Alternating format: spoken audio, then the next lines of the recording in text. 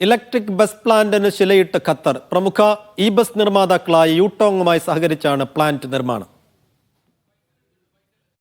Chinese electric bus നിർമ്മാതാക്കളായ യൂട്ടോങ്, ഖത്തറിന്റെ പൊതുഗതാഗത വിഭാഗമായ മുവാസലാത്ത്, ഖത്തർ ഫ്രീ സോൺ അതോറിറ്റി എന്നിവയുടെ സംയുക്ത സഹകരണത്തോടെയാണ് പദ്ധതി നടപ്പാക്കുന്നത്. ഇലക്ട്രിക് ബസ് പ്ലാന്റിന് ഗതാഗത മന്ത്രി Sheikh Mohammed bin Abdullah bin Mohammed al Thani ഉമ്മൽ ഖുൽ ഫ്രീ സോണിൽ തറക്കല്ലിട്ടു. 53,000 ചതുരശ്ര മീറ്റർ വിസ്തൃതിയിലാണ് പ്ലാന്റ് സ്ഥാപിക്കുന്നത്. യൂറോപ്യൻ യൂണിയൻ നിലവാരത്തിലുള്ള ഇലക്ട്രിക് ബസ്സുകൾ ഇവിടെ നിർമ്മിക്കും. ഖത്തറിന്റെ ഗതാഗത മേഖലയിലെ സുപ്രധാന പദ്ധതിയായ ഈ ബസ് പ്ലാന്റ് അടുത്ത വർഷം അവസാനത്തോടെ നിർമ്മാണം പൂർത്തിയാക്കും.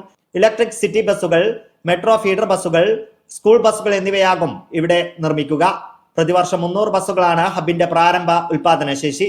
പിന്നീട് മിന മേഖലയിലും യൂറോപ്പിലുമായി അന്താരാഷ്ട്ര വിപണികളുടെയും പ്രാദേശിക ആവശ്യവും കണക്കിലെടുത്ത പ്രൊഡക്ഷൻ ഹബ്ബ് വിപുലീകരിക്കാനും പദ്ധതിയുണ്ട്. Media 1 Doha.